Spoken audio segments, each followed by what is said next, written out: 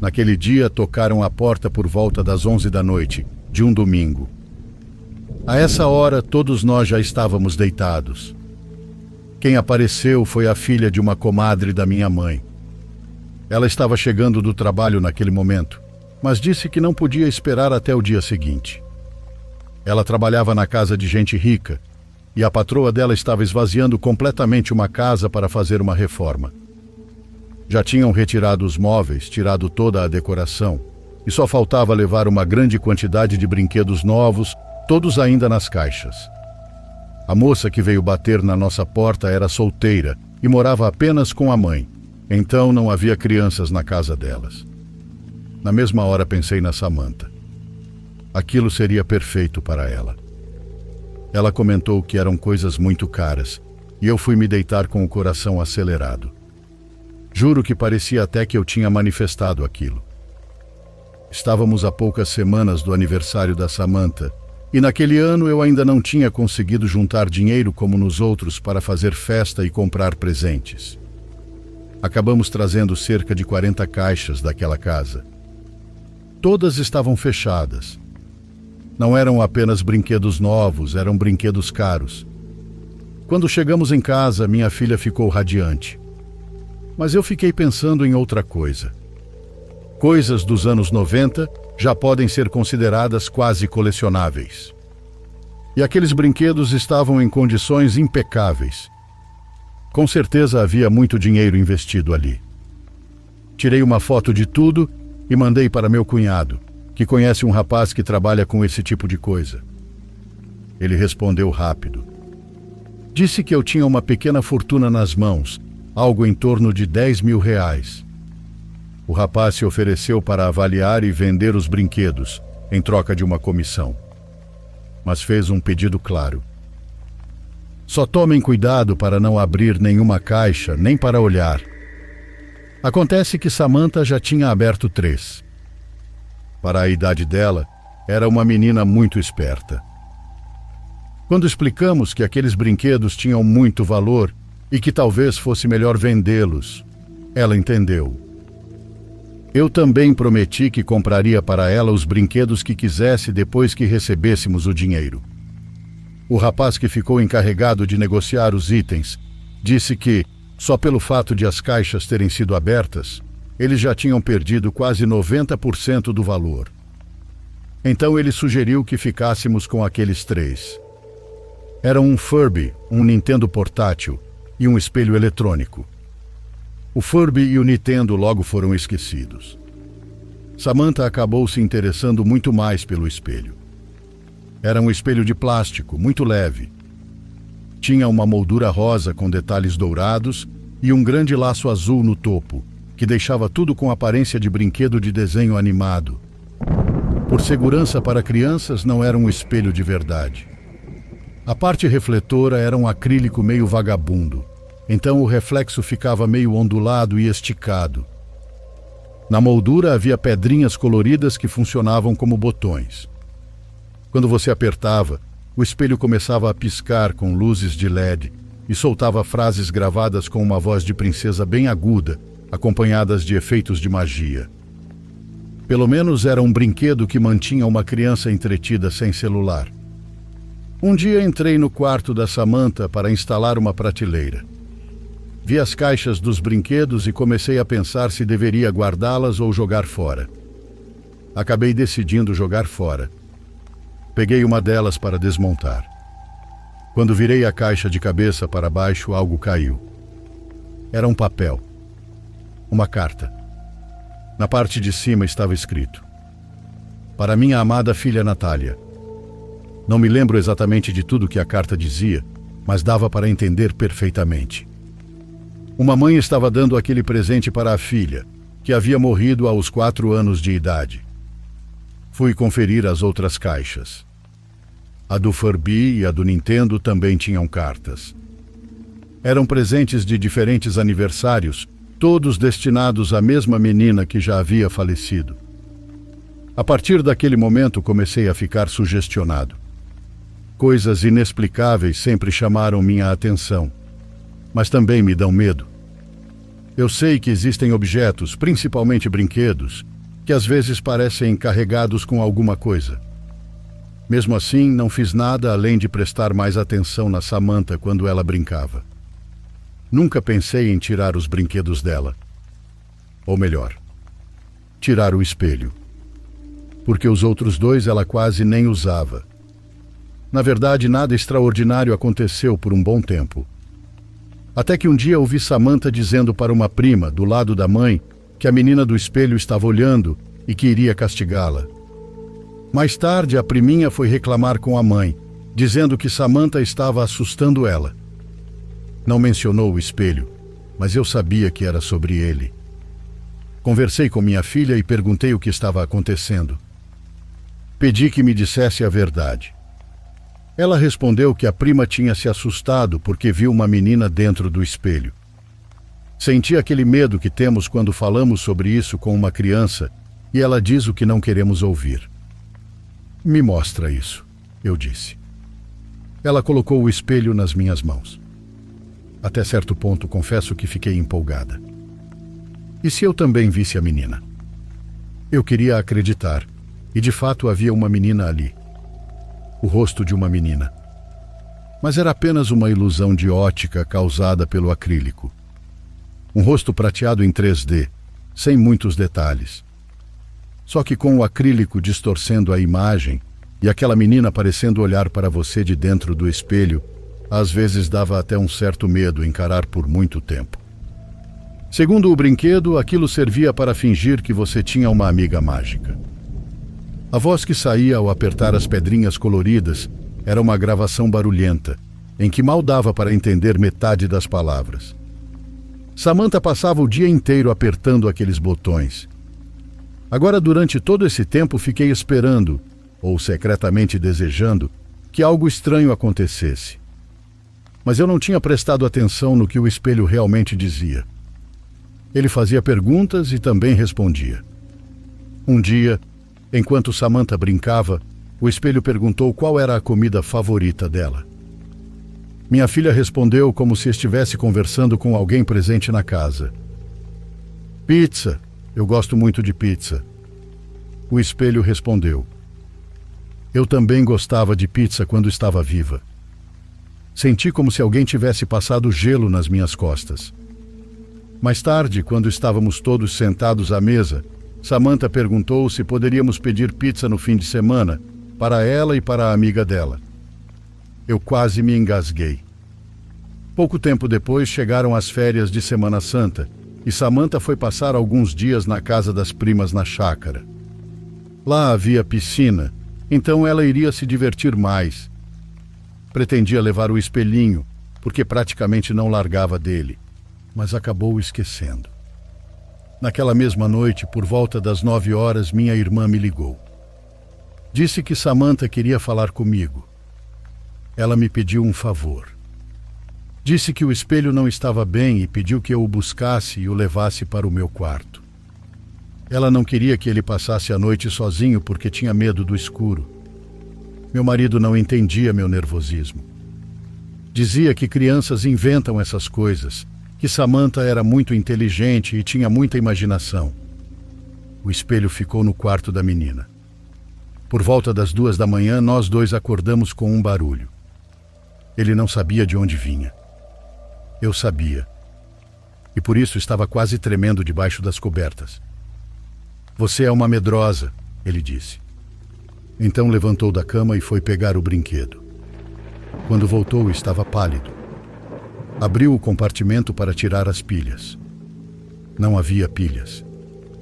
Tem certeza de que você não tirou as pilhas para me assustar? Perguntei. Mas ele parecia mais assustado do que eu. Talvez também tivesse visto a menina no espelho. Às 4 da manhã, acordamos novamente. O espelho voltou a falar. Dessa vez fui eu quem verificou. Sim, ele estava funcionando sem pilhas. Levei o espelho para a sala e o escondi debaixo das almofadas do sofá. Às 5 da manhã ouvimos de novo. Desci correndo, peguei o brinquedo e joguei no lixo da cozinha. Ainda era cedo, mas o céu já começava a clarear. Na mesma hora levei o lixo para fora. Dessa vez não ouvimos mais nada. Por volta das 7 da manhã o caminhão passou. Quando vi o caminhão desaparecer na avenida, senti um outro tipo de desconforto no corpo. Porque então me veio um pensamento. Quando Samantha voltar e não encontrar o espelho, o que eu vou dizer a ela? Conversei com ela assim que voltou para casa. Pedi desculpas e disse que tinha feito algo errado, mas que a levaria para comprar qualquer brinquedo que quisesse, em qualquer loja. Ela respondeu bem na lata. Eu nunca vou te perdoar. Como você pôde jogar o espelho no lixo? No lixo não, mamãe. Apesar de tudo, não tinha muito o que fazer. Eu a levei para comprar outros brinquedos e com o tempo ela esqueceu. Só digo uma coisa a mais. Graças a Deus, aquilo não voltou para nossa casa. Acabou assim, e esse é meu relato.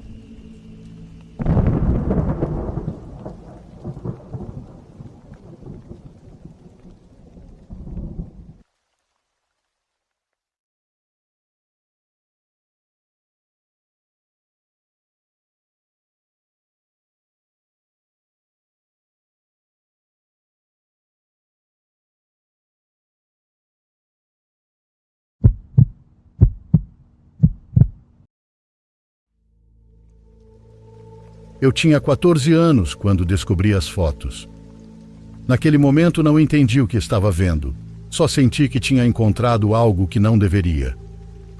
Hoje, com quase 40, ainda me lembro exatamente da sensação. O cheiro de talco velho, o colchão sendo erguido com esforço e aquele nó no estômago que surge quando a curiosidade se transforma em medo.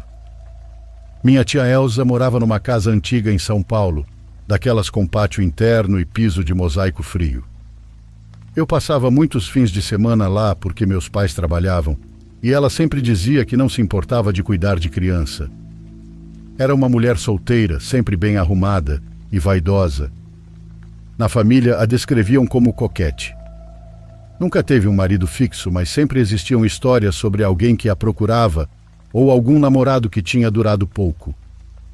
Quando eu era criança, só sabia que a casa dela era tranquila e que ela cozinhava muito bem. O quarto da minha tia era um lugar quase proibido. Não porque ela dissesse, mas porque tinha o hábito de manter a porta fechada, mesmo quando não havia ninguém ali. Uma vez me disse bem séria que não gostava que mexessem nas coisas dela. Eu obedeci. Até aquele dia. Eu estava procurando uma bola que tinha rolado para debaixo da cama. Ela havia ido ao açougue chique que gostava de ir e eu tinha ficado sozinho assistindo televisão. Achei que a bola pudesse ter ficado presa e enfiei o braço sob o colchão. Em vez disso, senti um pacote. Levantei um pouco o colchão e encontrei. Eram fotos pequenas, tipo 3x4, embrulhadas em tecidos coloridos. Algumas tinham fitas vermelhas, outras amarelas. Várias estavam manchadas com algo escuro, como óleo ou perfume. Havia também pedaços de papel dobrados e um cheiro doce forte, quase enjoativo. Não soube o que fazer. Pensei que fossem lembranças e peguei uma foto ao acaso. Era um homem jovem, de terno, sorrindo para a câmera. No verso havia um nome e uma data escritos à mão. O estranho era que havia muitas fotos. Muitas fotos mesmo. Homens diferentes, de idades variadas. Alguns pareciam trabalhadores simples, outros mais formais. Não havia uma única mulher. Ouvi a porta da frente se abrindo e larguei tudo de uma vez. Baixei o colchão e saí correndo para o pátio como se nada tivesse acontecido. Naquele dia não falei nada. Anos se passaram antes que eu voltasse a pensar nisso. Quando cresci, comecei a perceber que a família evitava falar da vida sentimental da minha tia. Se alguém mencionava um ex-namorado, logo mudavam de assunto. Uma vez ouvi minha mãe dizer em voz baixa: "Essa mulher sempre se mete em problemas por causa de homem." Eu já era adolescente e aquela frase ficou ecoando na minha cabeça. Num tempo, quando eu tinha 18 anos, voltei a ficar alguns dias na casa dela. Minha tia continuava igualmente bem vestida, perfumada, mas parecia mais cansada. Numa noite, enquanto jantávamos, o telefone tocou. Ela atendeu e a voz ficou mais suave, quase carinhosa. Então, dali, acabou se trancando no quarto para conversar. Não sei porquê, mas lembrei das fotos. Esperei que ela dormisse e entrei no quarto com cuidado. Levantei o colchão novamente. As fotos ainda estavam lá, mas agora havia mais. Algumas estavam dobradas, outras eram novas. Também encontrei envelopes pequenos com fios de cabelo dentro e papéis com nomes repetidos escritos à mão. Fiquei com medo porque já não parecia uma coleção de lembranças, mas sim algo organizado. Ouvi um ruído e saí rapidamente. Não consegui dormir naquela noite. Nos dias seguintes comecei a observá-la de outra forma. Minha tia saía arrumada em horários estranhos e voltava tarde. Às vezes estava feliz, outras de mau humor. Certa manhã encontrei restos de vela derretida no pátio, junto com flores murchas. Pensei que pudesse ser algo religioso, até que um dia um homem apareceu. Chamava-se Sérgio e ouvi quando ela o apresentou como amigo. Era mais velho que ela, simpático, mas parecia nervoso. Ficou para jantar. Minha tia ria alto demais e tocava o braço dele o tempo todo. Ele parecia desconfortável, mas não se afastava. Depois da janta, ouvi os dois discutindo em voz baixa na cozinha. Eu não quero problemas, dizia ele. Não são problemas, eu só quero que você fique comigo, ela respondeu. O tom da minha tia me deixou desconfortável. Soava mais exigente do que carinhoso. Sérgio deixou de aparecer depois de algumas semanas. Um dia encontrei a foto dele debaixo do colchão, embrulhada com uma fita nova. Foi quando comecei a ligar os pontos. Cada homem que surgia nas fotos desaparecia depois de um tempo. Eu não sabia o que pensar. Parte de mim achava que eu estava exagerando e outra parte sentia que havia algo errado. Acabei confrontando-a sem querer. Numa tarde chuvosa, ela estava passando roupa quando perguntei, quase brincando: "Por que você guarda fotos de homens debaixo do colchão?" "Não sei do que você está falando", respondeu. Mas já tinha me ouvido. O silêncio pesou. Ela desligou o ferro devagar e se sentou. "Isso não é da sua conta", disse por fim. Parecia cansada. "São seus namorados?" perguntei. Ela me olhou diretamente nos olhos. "São pessoas importantes para mim." Então não disse mais nada. Eu insisti. "E por que você embrulha assim?" Ficou em silêncio por tanto tempo que achei que não responderia. "Porque eu não quero que eles vão embora", disse finalmente. Aquela frase me gelou. Quis perguntar mais, mas o olhar dela mudou. Era um aviso. Saí do quarto com a sensação de que tinha cruzado uma linha que não deveria. Com o tempo fui estudar fora e passei a vê-la menos. A vida seguiu, mas sempre que voltava e a visitava, surgiam novos detalhes estranhos. Nomes diferentes e novos rumores. Um primo contou que um homem tinha ido procurá-la desesperado, dizendo que ela não o deixava em paz. Outra pessoa comentou que Elsa se apegava demais. Eu nunca mencionei as fotos. Até que algo aconteceu. Um dos homens que eu lembrava das fotos, moreno de bigode, apareceu nas notícias locais. Sofrera um acidente de carro. Nada muito grave, mas o suficiente para uma pequena reportagem. Quando vi o rosto dele, senti um soco no estômago. Naquela mesma semana fui visitar minha tia. Entrei no quarto enquanto ela estava no banheiro. O colchão ainda guardava o mesmo segredo. A foto do homem estava lá com uma fita preta. Não sei porquê, mas aquele detalhe me assustou mais do que qualquer outra coisa. Com os anos, comecei a entender que minha tia não se via como uma pessoa má. Ela realmente acreditava que estava buscando amor. Nunca falava em machucar ninguém. Dizia apenas que queria companhia. e que queria alguém que não fosse embora. Mas os homens sempre iam embora, e alguns partiam piores do que chegaram. Quando minha tia faleceu, anos depois tivemos que esvaziar a casa. Ninguém queria mexer no quarto dela. Eu fiz isso sozinho. Levantei o colchão pela última vez. As fotos continuavam ali, mais antigas, mais gastas, e algumas quase apagadas. Sentei no chão e comecei a olhar uma por uma. Havia nomes, pequenas datas e anotações escritas à mão. Voltou. Prometeu ficar. Se afastou. Não encontrei símbolos estranhos nem nada espetacular, só fotos, tecidos, perfume e uma sensação pesada. Peguei um punhado e levei para o pátio. Não sabia o que fazer com elas, mas acabei queimando tudo na churrasqueira. Não por medo, mas porque senti que ninguém mais deveria carregar aquilo. Enquanto o fogo subia, pensei na minha tia. Principalmente em como ela sempre dizia que as pessoas a abandonavam, e em como jamais aceitou que talvez o problema fosse ela. Desde então, há algo que não consigo esquecer. Não é uma imagem, nem um som, é a ideia de que alguém pode fazer coisas muito sombrias convencido de que está apenas buscando amor. Às vezes penso que o mais perigoso não é a bruxaria nem os rituais, é a justificativa. Porque quando alguém acredita que tem o direito de reter outra pessoa, deixa de enxergar o que destrói pelo caminho. Hoje, toda vez que troco os lençóis da minha cama, sinto um impulso estranho de olhar debaixo do colchão. Faço isso só para ter certeza de que não há nada escondido ali.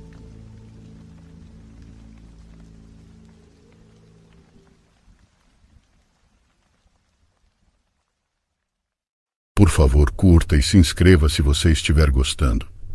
Agora continuamos.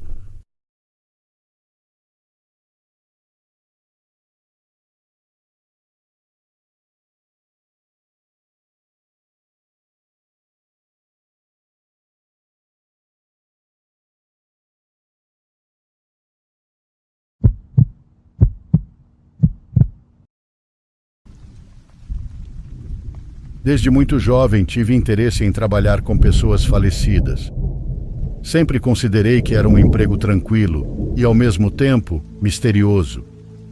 Podemos ver o corpo inerte de alguém, mas ao redor dele parece fluir uma energia indescritível. Me refiro a algo que apenas quem exerce essa profissão é capaz de perceber e compreender. Sempre desempenhei minhas funções com absoluta dedicação e respeito. Porém, certo dia, vivi algo inquietante. Chegou à mesa de trabalho o corpo de uma jovem. Era magra, media cerca de 1,60 m e não apresentava marcas, arranhões ou hematomas. A ficha informativa indicava que ela havia falecido devido a um ataque cardíaco. Ou seja, não teve tempo de se preparar nem de entender o que estava acontecendo. Desde o momento em que foi entregue, percebi uma atmosfera estranha ao seu redor. Era como se o corpo estivesse envolto por uma bolha de ar frio. Quando me aproximei para iniciar o trabalho, aquela frieza pareceu penetrar até o mais profundo dos meus ossos. Há coisas que médicos, legistas e embalsamadores sabem, mesmo que não estejam escritas em nenhum dos livros com os quais nos formamos. São aprendizados adquiridos diante da mesa fria, onde se realizam autópsias e se coletam amostras para identificar quem morreu de forma natural ou quem perdeu a vida por causa de violência. Uma das coisas mais importantes para exercer essa atividade é o respeito por quem está deitado na mesa. Não conhecemos sua história, suas lutas, seus sofrimentos, nem o que deixou inacabado. Assim como um clínico geral trata com delicadeza um paciente angustiado pela doença, nós também devemos agir com compaixão para que o falecido não sofra mais do que já sofreu, mesmo que sua morte não tenha sido dolorosa. Nos casos de pessoas que partiram de forma repentina, por um golpe ou evento inesperado, é necessário tratar o corpo com ainda mais cuidado. Essas almas, se é que podemos dizer assim, talvez nem saibam o que lhes aconteceu. Mesmo que não possamos ver ou confirmar nada, podem estar assustadas ou desorientadas, pensando que instantes antes estavam bem e, de repente, não estavam mais. Além disso, quase ninguém parte com tudo resolvido. Sempre fica uma discussão não encerrada, um perdão não concedido e um abraço não dado. A morte raramente é desejada, ainda que não tenha sido causada por um atropelamento ou uma queda do 5º andar. Por isso, é obrigatório tratar seus restos com extremo cuidado. Era assim que eu trabalhava com a jovem, quando notei que seus dedos começaram a se contrair, formando algo parecido com uma garra, como se estivessem prestes a atacar. Em muitos casos, isso é normal. Segurei sua mão, apliquei um creme especial, fiz uma leve massagem e continuei o trabalho. Olhei para o relógio e era 12:00. Não parecia o momento ideal para qualquer atividade paranormal. O documento que a acompanhava indicava que o falecimento ocorrera de madrugada. A essa altura, o pessoal já devia estar em contato com a família, então não demoraria para que chegassem. Com isso em mente, falei com ela. Sinto muito pelo que aconteceu, mas seus familiares já devem estar a caminho. Por favor, não dificulte meu trabalho. Assim poderei entregá-la o quanto antes e você poderá se reunir com os seus. E como se tivesse me ouvido, aquela mão relaxou. Após registrar as informações necessárias, e como não se tratava de um caso investigado pela polícia, não foi preciso abrir o corpo. Apenas penteei seus cabelos, os arrumei com cuidado e limpei seu rosto para que, quando os familiares viessem reconhecê-la, não a vissem com uma expressão tão pesada. Eu estava passando uma toalha delicadamente sobre suas pálpebras, quando seus globos oculares se moveram de forma frenética. Foi tão inesperado que, por um instante, tive a sensação de que ela abriria os olhos, me encararia e perguntaria o que eu estava fazendo ali. Fiquei imóvel por alguns segundos, encarando seus olhos à espera do que aconteceria. Por fim, aquele movimento assustador cessou. Foi nesse momento que o medo começou a se instalar. Já eram 2 acontecimentos anormais em um único turno. Apressada, cobri a jovem com um lençol descartável branco, saí da sala e fui adiantar a papelada para que, quando os familiares chegassem, pudessem levá-la imediatamente. Cerca de 2 horas depois, apareceu um homem de aproximadamente 23 anos, acompanhado de 2 crianças, uma de cada lado, segurando suas mãos. A equipe os atendeu e ouvi quando o rapaz disse aflito: "Disseram que minha esposa chegou aqui há algum tempo. Pelo amor de Deus, digam que isso não é verdade." Era a família da jovem. Voltei, abri a porta e quase desmaiei. A jovem estava sentada sobre a mesa. Ainda tinha o lençol branco sobre o corpo e a cena era absolutamente macabra. Nesse momento, um colega entrou e também se assustou. Porém, tentando me tranquilizar, disse: "Calma, isso acontece o tempo todo. Às vezes eles não querem ir embora." Sim, eu já tinha visto algo parecido antes.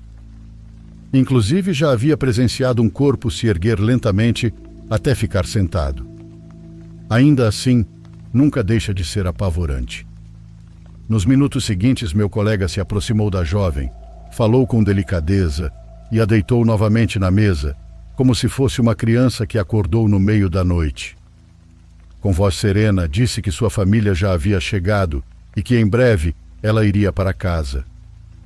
E assim foi. O marido a reconheceu entre lágrimas, iniciou-se o processo de liberação e pouco depois levaram-na embora. Mesmo após sua partida, uma sensação incômoda permaneceu comigo. Tive a impressão de que aquela mulher tentou se comunicar desde o outro lado. Senti seu desespero e seu medo de partir. Ou talvez tenha sido apenas imaginação minha. No fim das contas, os mistérios que cercam a morte continuam sendo desconhecidos para todos nós, não é mesmo?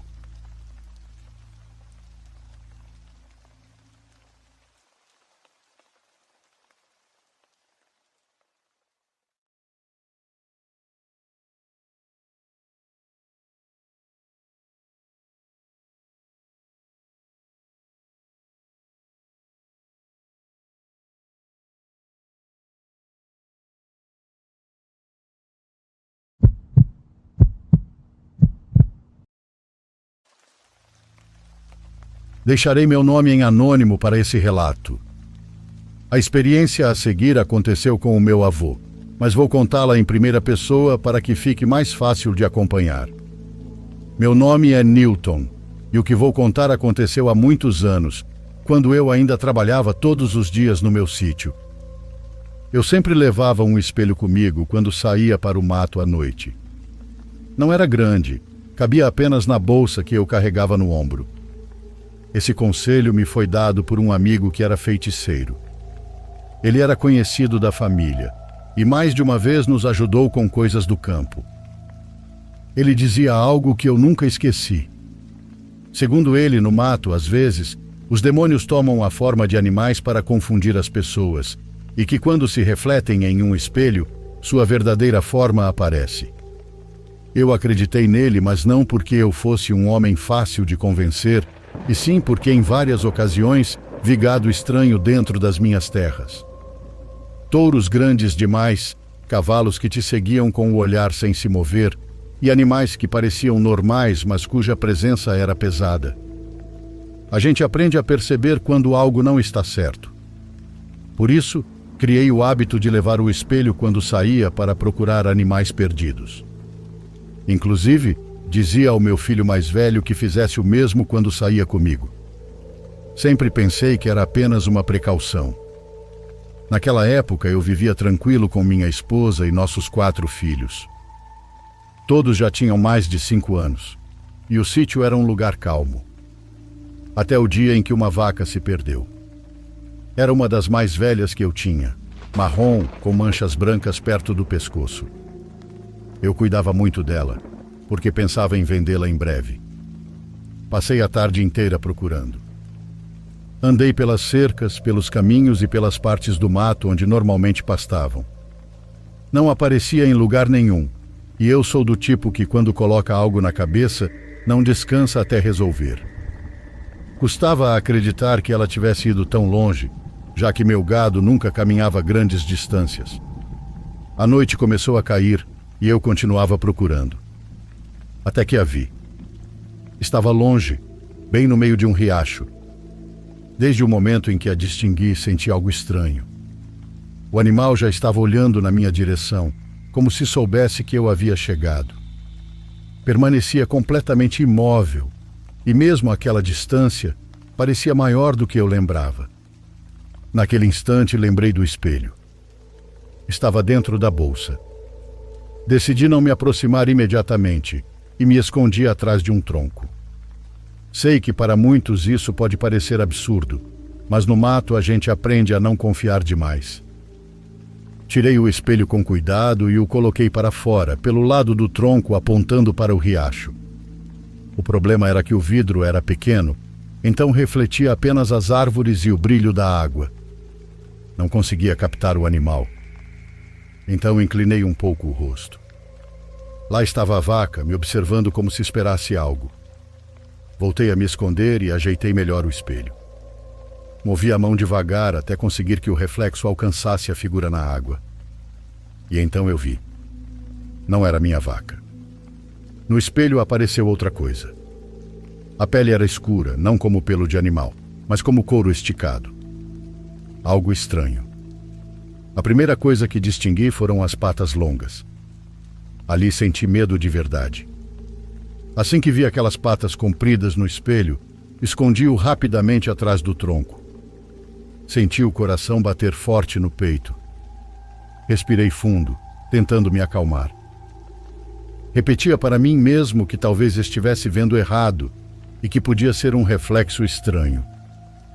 Esperei alguns segundos, depois voltei a tirar o espelho com cuidado para tentar refletir novamente o suposto animal. Desta vez, levantei um pouco mais a mão. O que apareceu no vidro foi a parte superior do corpo. Parecia uma pessoa, mas não era pele normal.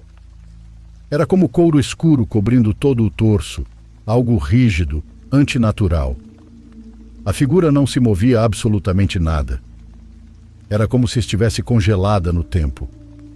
Um frio percorreu meu corpo, mas ainda assim levantei um pouco mais o espelho para ver o rosto. E então vi algo horrível. Era um rosto parecido com o de um homem, mas os olhos estavam salientes demais e abertos de uma forma impossível. E dele sobressaíam chifres brancos, quase tão grandes quanto os de um touro. Ali eu não quis ver mais nada. Guardei o espelho imediatamente e decidi voltar para o rancho. Era a primeira vez na minha vida que eu via algo assim. A cada passo que dava, sentia as pernas falharem.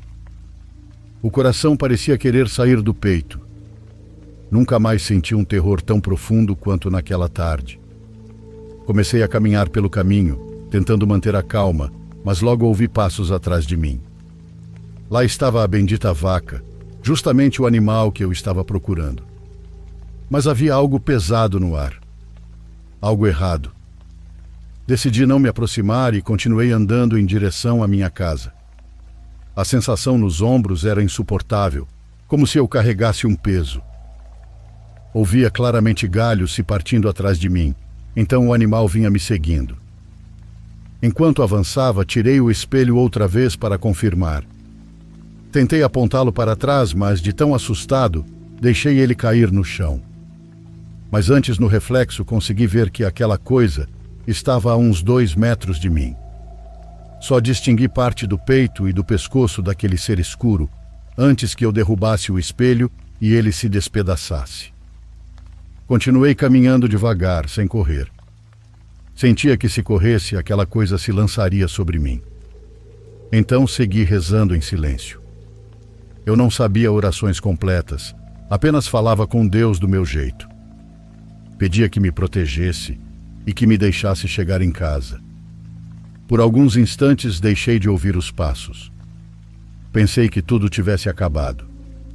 Mas de repente o animal atravessou o caminho, bem no trecho estreito por onde eu descia. Era a mesma suposta vaca do riacho. Parecia um pouco maior do que a que eu buscava, mas em todo o resto era quase idêntica. Tentei contorná-la sem encará-la muito.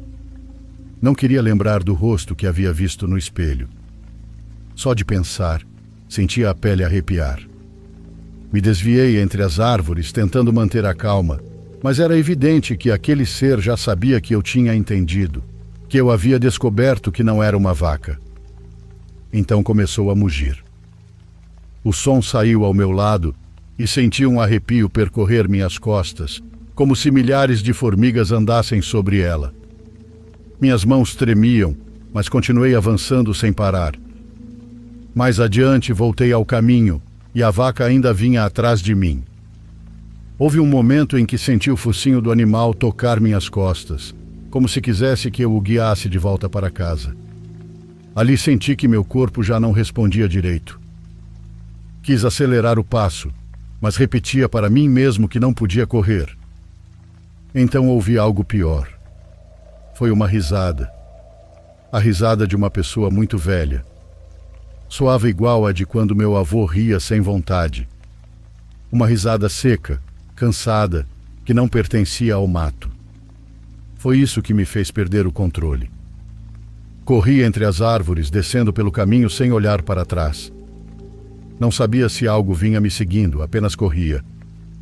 Depois de vários minutos, quando já quase não conseguia respirar, me virei. Não havia ninguém.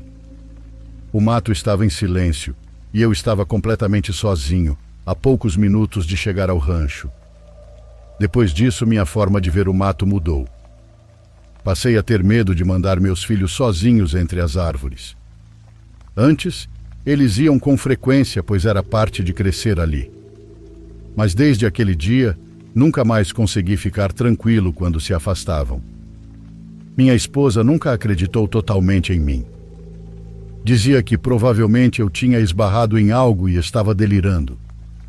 Ainda assim, eu descrevia cada detalhe do que tinha visto. O rosto, os chifres e a pele escura. E toda vez que lembrava, sentia o mesmo desconforto. Nunca, em toda a minha vida, algo me causou tanto arrepio só de pensar. Desde então, nunca mais saí sem um espelho na bolsa. Virou costume, e quando meus filhos cresceram e começaram a se embrenhar mais pelo mato, também recomendei que levassem um. Porque até hoje penso em uma coisa. Não quero imaginar o que teria acontecido se eu tivesse levado aquele ser até o sítio onde estava minha família. Algum tempo depois, voltei a ver o amigo bruxo que havia me dado o conselho do espelho. Contei tudo o que me aconteceu e disse que, sem saber, sua advertência provavelmente tinha salvado minha vida.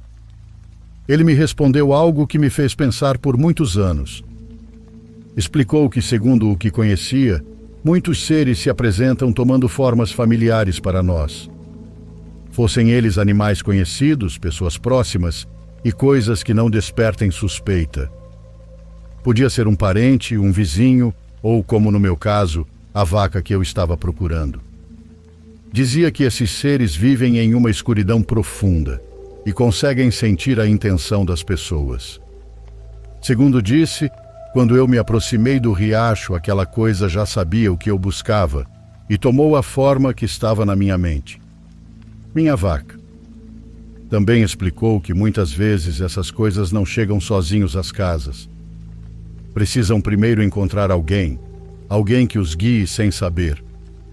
Segundo ele, se eu tivesse levado aquela suposta vaca até o sítio, provavelmente ela teria desaparecido antes de chegar, sem que eu percebesse.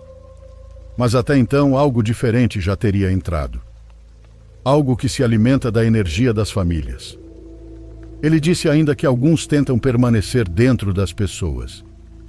Essas coisas aproveitam o medo, o cansaço ou a confiança para se aproximar pouco a pouco. Garantiu que é assim que muitas entidades do baixo astral chegam às comunidades pequenas.